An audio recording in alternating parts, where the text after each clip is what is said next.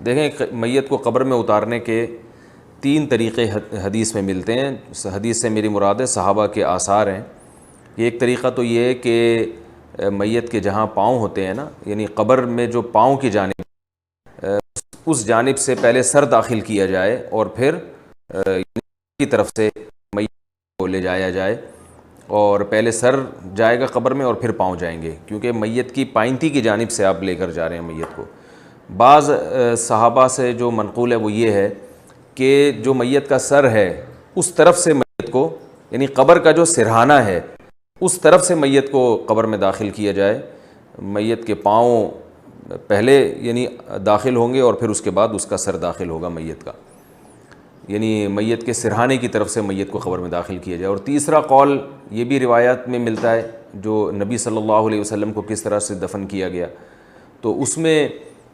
یہ جو روایت ہے اس میں یہ ہے کہ قبلے کی طرف سے، یعنی نہ پاؤں کی طرف سے نہ سر کی طرف سے، بلکہ جس طرف قبلہ ہے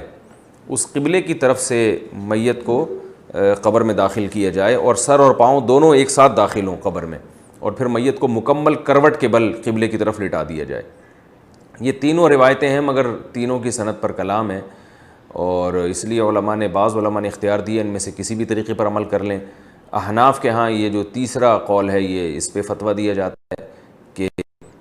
جو اس طریقے سے داخل کرنا افضل ہے کہ قبلے کی جانب آپ کھڑے ہو جائیں اور مکمل میت کو سر اور پاؤں دونوں طرف سے یعنی قبر میں اتارا جائے. اور اتنا تو بہرحال ہے کہ میت کو جو قبلہ رخ لٹایا جائے گا تو مکمل کروٹ دے کے قبلے کی طرف لٹانا چاہیے. اکثر لوگ یہ کر دیتے ہیں کہ اس چت لٹا دیتے ہیں اور صرف چہرہ قبلے کی طرف پھیر دیتے ہیں، یہ ٹھیک نہیں ہے. مکمل کروٹ کے بل قبلے کے رخ لٹانا چاہیے میت کو. اور انہوں نے یہ کون سی دعا پڑھنی چاہیے قبر میں داخل کرتے ہوئے؟ صحیح حدیث سے ثابت ہے کہ بسم اللہ علی ملتی رسول اللہ، اللہ کے نام سے اور رسول اللہ صلی اللہ علیہ وسلم کی ملت پر ہم اس کو دفن کر رہے ہیں، یہ الفاظ پڑھنے چاہیے، بسم اللہ وعلی ملتی رسول اللہ.